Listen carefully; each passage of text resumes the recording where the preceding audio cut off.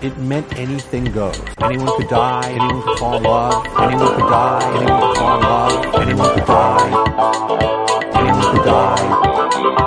Age of Apocalypse. Concept was so cool. Age of Apocalypse. Concept was so cool. People couldn't believe it. They had to believe it.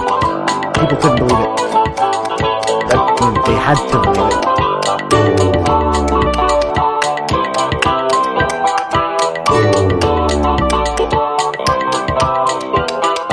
Everything that you hit on the known level. Out the window. Everything that you hit on the known level. Out the window. Everything that you hit on the known level. Out the window.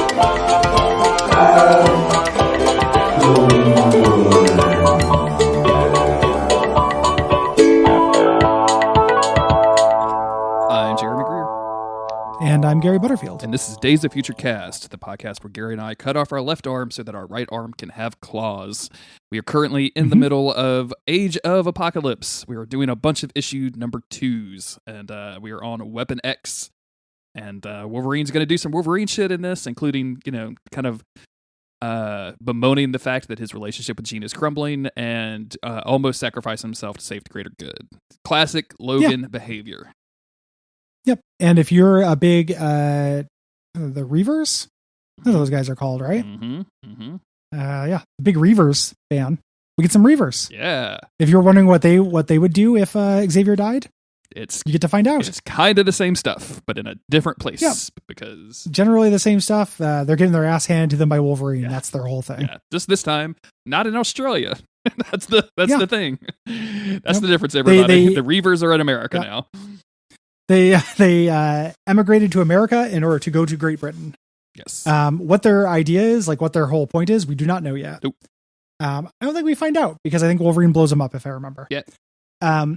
This starts off with a classic Jean as Wolverine woke up and he's like, he knows they've been growing apart and he woke up and she's not there. I think I'm going to screen cap this and make it my Slack profile picture because it will look like that Jean. I am screaming every single thing that I say on Slack, which is the truth. That's a great idea. Which is the truth. And just as a little reminder of what's going on with these guys, they had just recently helped the evacuation of humans. And the reason that happened is because they're working with the Human High Council in Europe, who are going to nuke Apocalypse's America. Yeah. And so on that council or whatever is what's that dude's name? Braddock. Brian Braddock. Brian Braddock, who seems a little gung ho to murder a bunch of people. He seems to be pro war in a way that's super weird when you're in apocalypse land. So they are at a checkpoint. The Sentinels are bringing a bunch of humans over, and there's just one dude at a desk whose job it is to this is just a papers please that we're looking for. And we keep talking about X-Men tactics. Now we need a papers please. That's X-Men papers please. Yeah.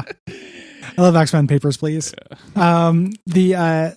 I love that the Sentinels just have humans crawling all over them. Like, did they ride across the ocean outside of the Sentinel? Absolutely. Mm-hmm. Like, did somebody have to ride on his shoulder? Yep. I assume that they were like inside cargo compartments in the belly or something. Yeah, but it gets real smelly in there real quick. So either you're super cold and you get like a bunch of seawater on you because the Sentinels refuse to go more than 3 feet above the water, or you are sitting there in a shit-infested compartment in the Sentinel chest. Yeah, full of Sentinel shit. Yeah. From eating Sentinel burgers. Man, X-Men papers, please. Like, you were telepathic and you could read somebody's mind, but that may reveal that you're a mutant and that you're supposed to be a human and you're in the human thing, so that could be a problem. Like, there's some real gotchas in there, man. Well, the secret, I mean, the secret-tailed X-Men tactics, which is such a good idea that I totally, like, when I've been going to bed, like, I do things to try to distract myself when I go to bed. Like Will does Towers of Hanoi or writes spec scripts. Mm-hmm. I've been going through characters and trying to think of moves for them in X-Men tactics. Okay. Like, what would this character be? And I need to start writing that stuff down. Like, I'm not going to make it because I don't own the rights to the X-Men. And I don't have time, but like, it's fucking there. But I was going to say, like, the secret thing about X-Men tactics is what I really want is X-Men games that are not just like a shitty overhead ARPG. Yeah. That aren't X-Men Destiny. Like, X-Men can fit in all kinds of stuff. I'm into it, dude. I want my X-Men 0451 game. I want that. I want my X-Men open world game. X-Men all that shit. Undertale. Nope, don't want that. Crash Bandicoot. X-Men style. Do want it. Yep. Want it. Did That's the line. Did you see Allison's tweet today? Where Yes. it's so funny. Like there was some episode about Fireside Chat where someone asked you, like, I think it was Alex actually, like, would you guys cover Crash Bandicoot? And you were like, nope. Yep. And then it turns out the price tag for that is 5 years. It's on $150. patreon.com/Duckfeed.tv. Duckfeed.tv. Yeah. I think that he was talking about doing a Crash Bandicoot like bonfireside chat style Oh, okay. thing, Yeah. but it's still like amazing grab. Mhm. Allison is the best. So all the humans just rode over here. This Papers, Please guy is letting him in, and Wolverine finds Jean Grey. Yeah. He's just like, what the hell? He's like, I've been looking for you. Because the psi link that they have is that used to be like a river between our souls. It's interesting that he didn't go land bridge. I think land bridge would really work here. Land bridge between our souls. Yeah. Yeah. I agree, actually, because that's the proper use of land bridge. They hug, they're talking about this, and we go to the background and we know that these are the Reavers because one of them's name is Pierce. Yes. They're talking about how they don't have tags on them, so they're not going to get scanned. I mean, they also name check Clegg. I'm surprised you're overlooking Clegg. I forgot about Clegg. Motherfuckers think they forgot about Clegg. Jeremy. Hey, Jeremy, quick, what are your top 8 Reavers? Clegg, Pierce, Okay. Tank Guy, tank for legs, I think is what we call him. Yeah, tread leg. Are there 8 Reavers? I think, there's at least 8. I think some of them don't have names. I think Deathstrike is a Reaver sometimes. I thought she just like conned the Reavers into doing her bidding. Like she's not like, that could be you know the what I'm case, saying? Like yeah. I'll never join an organization that'll have me for a member is like her entire steez on the Reavers. It's a personal fuck you to Pierce. I've never liked Deathstrike and I've never liked the Reavers. I always thought this was a lame X-Men villain. Yeah, me too. And I don't know what they're doing here. They're infiltrating at the same time somebody else is infiltrating. No idea. Who don't seem to be allied. Like this is also a confusing issue. Like in general, I find this less confusing than Generation Next, and I like the Weapon X comics that are in this crossover, but I do find this confusing. Nice. Yeah. Wolverine and Jean are kind of having this conversation, which like we talked about this a little bit in Amazing X-Men, where it's just like this is kind of big. These are big concepts that are like real surface reads where Wolverine is like, we should kill everybody. They're the enemy. And Jean is like, no, I believe in helping people. We should always help people. And Logan is like, I don't understand. You were persecuted by them. You of all people should want to kill. And she's like, no, I want to save. Like it's real like top level, real surface shit. Bird's eye view kind of like moral choices here. Yeah. And that gets interrupted with some other dude. Who is this, Gary? I don't. This is from Amazing. This is Box and Copycat. Okay. Yeah. Who also break in at the same time. So this is the Reavers know about this. But they're not together with it. Like they're not in the same group. They're not making their move at the same time. I had no idea what Box and Copycat were planning to do. Like they show here and they're like, we're going to kill all the humans. There's 2 of you. And one of you is a shapeshifter. Yeah. What? Like Box could fuck some shit up. Yeah. But right? like, what are they? I guess, I mean, I don't know. Like it's weird that the Reavers are in part of all of this. Like I don't really understand. I assume we're going to find out more because, the end of this issue has, Jean Grey goes off on her own and then Wolverine stays behind. So it's going to be Wolverine dealing with this shit, I think. Yeah. Until the end where I think he does eventually his conscience gets the best of him and he heads over to America. They Box and what's her name start just literally shooting the place up. I actually really, really dig this scene at the panel at the bottom where like they're shooting into different directions. Like it just looks really cool. Like in a way that this comic doesn't particularly look very cool a lot. So yeah, Box is cool, man. Yeah, I'm telling you, as far as Alpha Flight members, I'm down with Box. They're talking about like how the Fit will survive for Apocalypse for Purity and Truth. This is kind of a little bit lame because Copycat in the previous issues of Amazing was shown to like not be a zealot, have some doubts and stuff. And now she's just a stormtrooper. Well, I mean, she's got her body cam on, right? Like they made it. Yeah, I guess Apocalypse made it illegal to turn your body cam off. Comedy Week. Yeah. Apocalypse made it illegal for his horsemen to use chokeholds, so they're definitely not using chokeholds anymore. Now it's not happening. So basically, this Jean Grey alerts Wolverine to this whole thing, and they leap into action. Well, I like this because to fight back. like they start shooting people, and like this is full of civilians. These are full of like persecuted humans escaping it. So these children start screaming, and it literally triggers. Like, I mean, like they use the word triggers in this, a memory of her being in the pens that kind of it reignites her anger. Where, like all of these people were using kids as are using like the rejects for target practice, and the Psylink that she shares with Wolverine like activates with that anger, and so it turns Wolverine into like instant berserker mode. So I think that's kind of like she was just telling Wolverine like we shouldn't do this, and then like her anger gets her, and then like she has a pet Wolverine essentially, so he just goes in and starts murdering everybody. Yeah. Yep, go kill. Yeah. And then he hits the guy one time, and Jean's like, "It's over." And I'm like, "Wait a minute, what? This is a 2-page berserker." Like I worked up. They do it in one panel. Wolverine kills Box, and she kills Copycat. That's it. It's done in the background. That's it. They did it. It's over. And then Wolverine's like, "No, this is war. Like this should prove it to you. Like Apocalypse just sent 2 of his goons over to kill humans. You know." This you're not supposed to do this. And Jean Grey's like, no, like I understand, like I can't do this. Wolverine lets her go, like you have to do what you have to do. You know, I have to go talk. Wolverine says I have to go talk to the Human High Council and brief them on the targets that we've been hitting for years. Like this is who we are.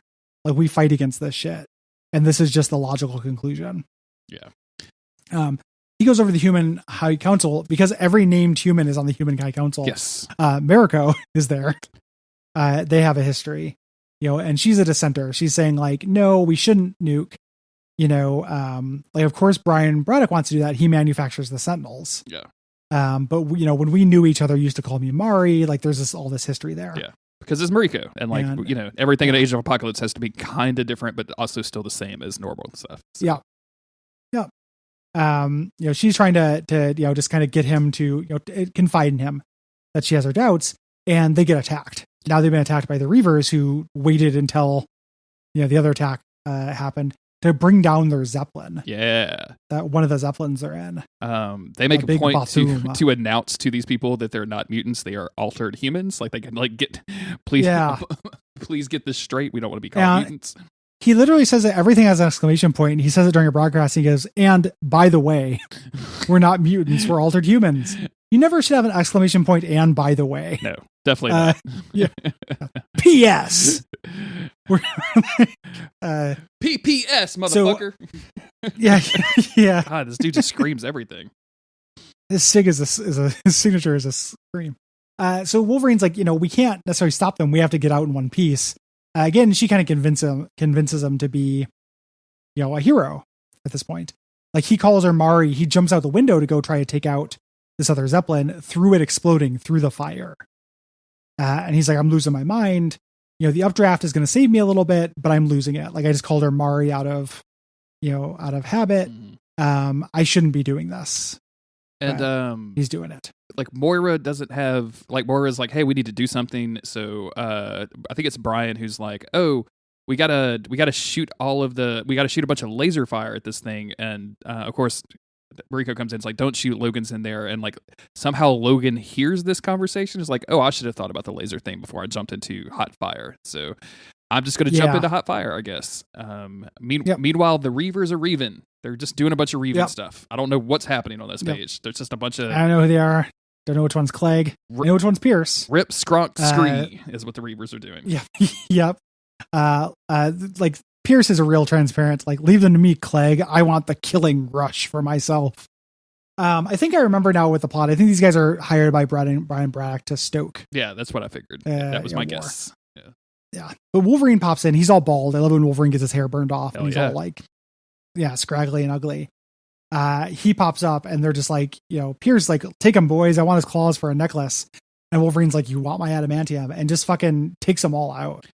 Every one of them except for Pierce, who says, I like this line. He's like, I'm the lad who always kicked over the checkerboard when it looked like I was losing. Like he's not about to just like lose in a fair fight. He blows up the blimp. I on the page where Wolverine is coming down and he's all on fire and everything.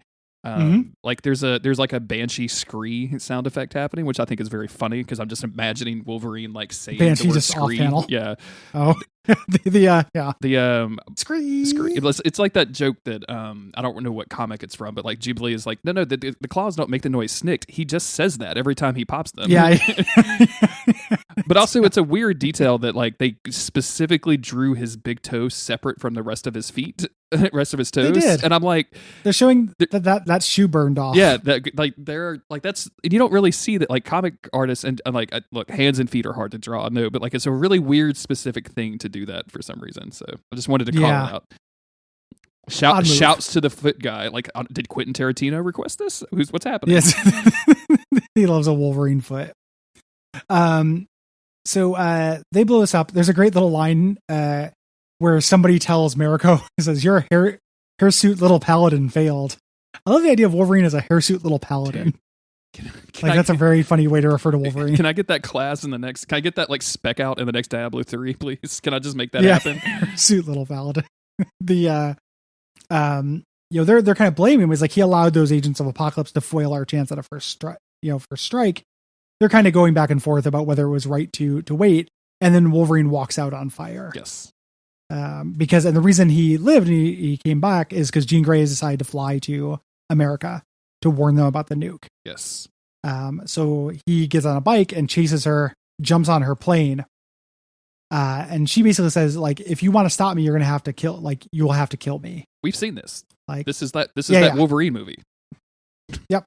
I mean, like, yep, exactly. It's almost exactly the Wolverine movie. I do like there's a scene, or a panel, excuse me, where she just closes her eyes and lifts her chin so that she has access to her neck, and it's like, you got to make it quick.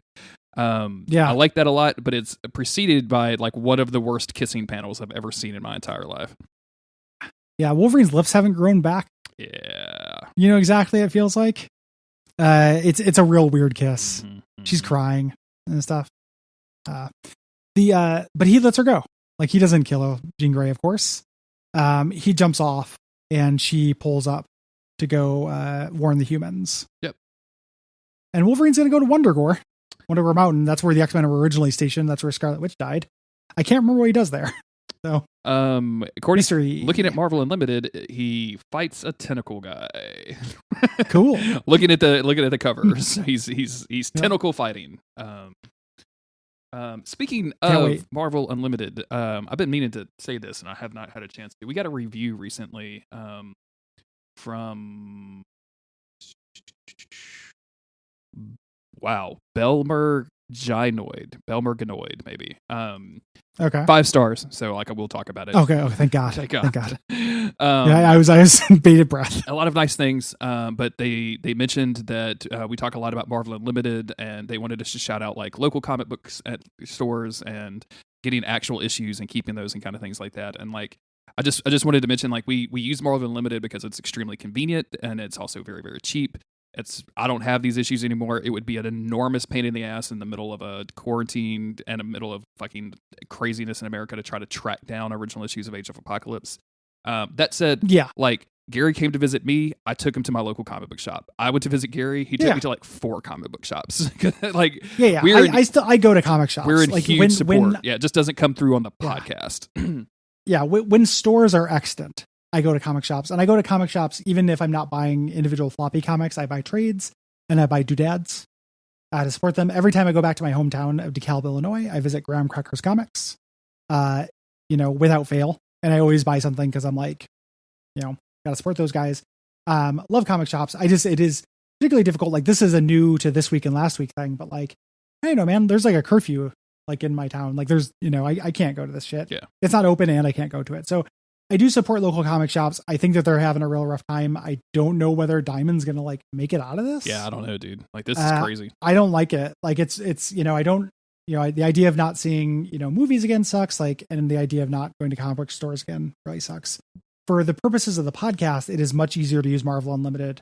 And, it's local comic stores stops are better. Marvel Unlimited, at least, the artists and the writers and stuff are presumably getting some money for it, as opposed to like piracy. So I feel morally okay about Marvel Unlimited. Marvel is a shitty company as far as like where they donate their money and things like that. Oh yeah. But it's I like local comic stores. I'm looking at a gigantic shelf full of comics right now. I am too. Like I've got a shelf that's full of trades and toys and things like that. Like it's something that I do. And I'm not we're probably being way too defensive about this, but I just wanted to mention it, like, because I can definitely see if you're just listening to the podcast of like, oh, these boys like don't really care about comics that much. All they do is this and this and this. But like, it used to be a tradition for me and Autumn on Saturdays. She'd get finished riding her horse and she would come back to the house, take a shower, we would load up, we'd hit the comic book store, we'd buy like 4 or 5 trade paperbacks, we'd hit the fish and chips place right next to it, drink some beers and read some trades. Like we did that for probably 2 years straight. That's why I have so many trades now. So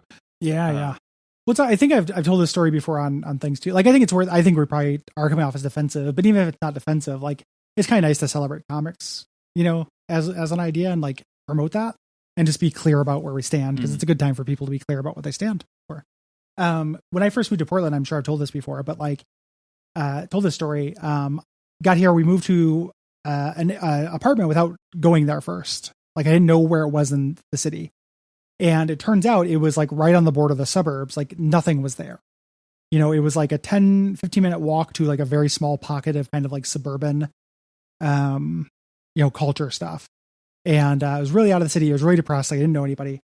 And I looked for comic book stores, and there was a comic, and it was like Karen's Comics. I'm like, cool. Like I'll find a comic store, and that'll be, something to do. And it was in this business park. I could barely find it. I eventually found it. And Karen, who's like one of my all-time favorite people, was like my only friend in Portland for maybe the first year I lived here, until I met Nick Glauber and like those guys. And like she was amazing. Like she ran this comic. Her husband was, I think, a lawyer, like had a lot of money, and she could run this comic store. And I learned a lot about the like realities of running a comic store, how thin those margins are. And she like knew I was looking for a job, and she would like print out job listings and put them in my pull box for me. And then she retired and she sold everything at cost. So I bought like a lot of stuff from her then. Like she's great. Like I love local comic stores. Yes. Same. Thanks.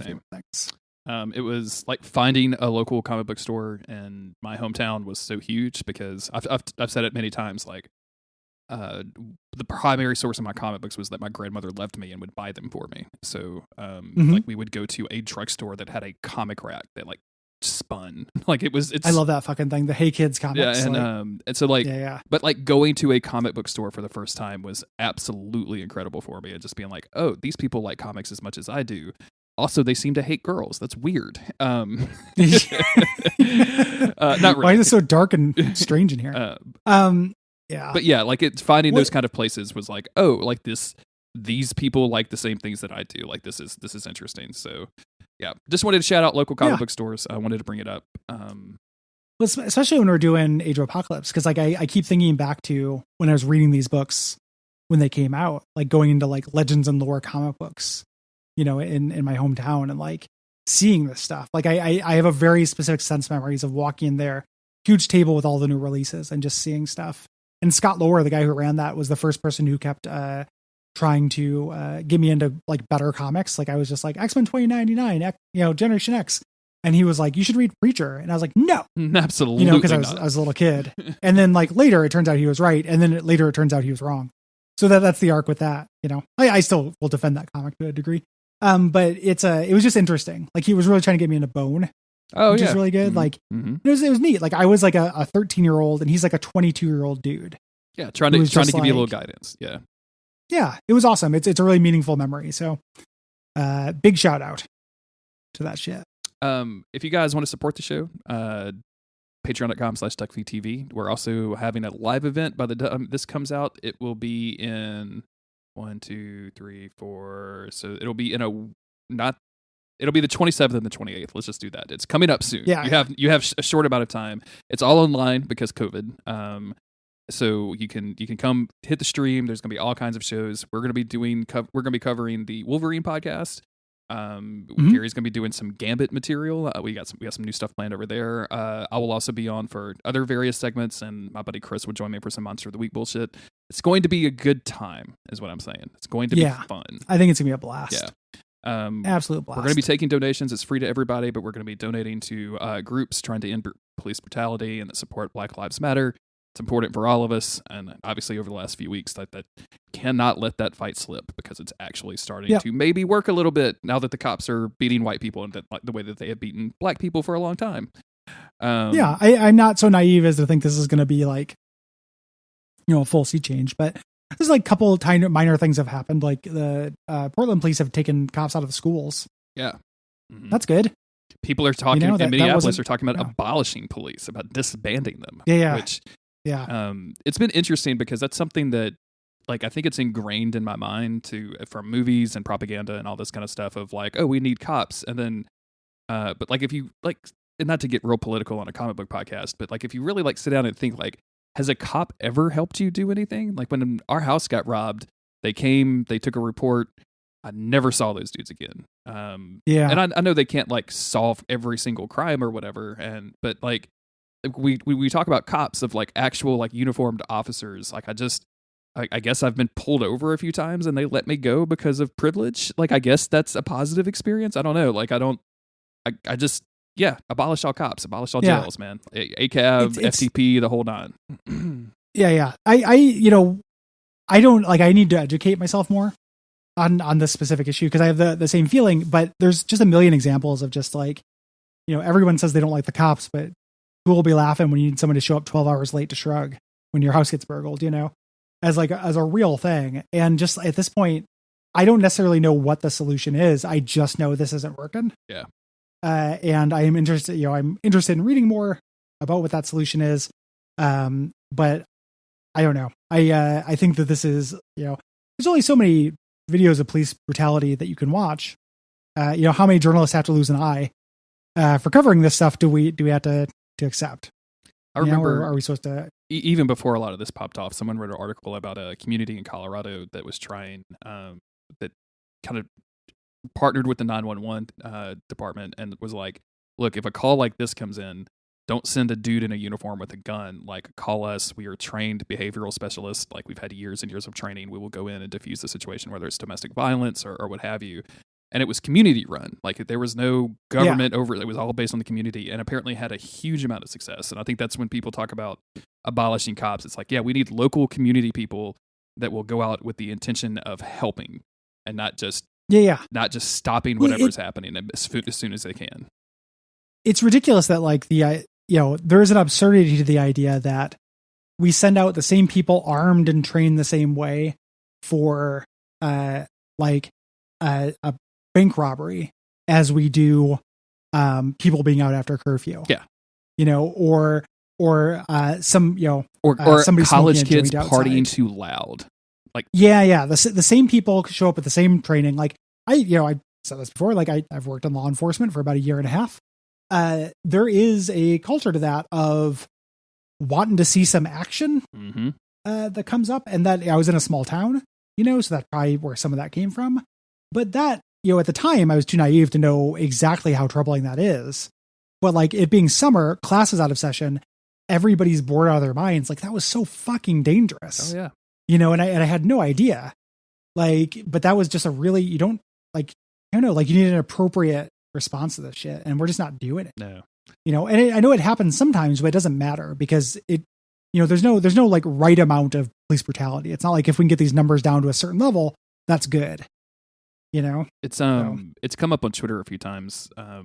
Some people comparing like how many hours of training you need to be a cop versus like being a beautician. And I used to work in the cosmetology industry, and it was kind of a running joke that like to cut somebody's hair, you needed in the state of Louisiana, you needed 1,600 hours of education to cut hair.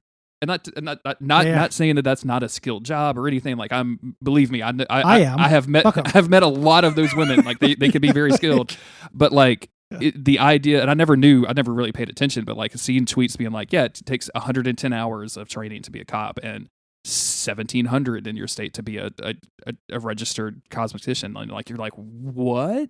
Like, how the fuck is that even possible? Like, we're sending these people into the worst situations possible. Like, why are you pulling people over with a gun on your side? Like, that's fucking crazy. Yeah. And like the fucking, there was a big controversy in the police department I worked in, that was covering up like bad cops, like in a weird way. Like there was, if you look up, Northern Illinois University, Don Grady, who is the chief of the police department I worked for, you will see like this whole, like he had to step down because he had some cops who he didn't like because they were not like towing the line.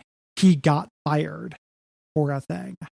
And it all came out. Like it is all just the grossest, most inside baseball shit with like, you know, that blue line, like that, you know, them sticking together, that brotherhood shit is real and dangerous. Like police unions at the very least, like even if you can't get on board with police being dissolved entirely, like police unions are a really fucked up thing. Yeah, absolutely. That, you know, end up resulting in a lot of lack of accountability for these kind of things. Yeah, it's So it's extraordinarily it's all bad. frustrating. Like it's just like, man, Yeah. I don't often, like, I'm not one of those dudes that tries not to cry or anything, and I'm not a dude that will hide his emotions or anything like that. Like I've always been like, oh hey, I will just tell you what I'm feeling, for better or for worse. That has been good for me and been bad, but I'm not really one to just straight up cry at things.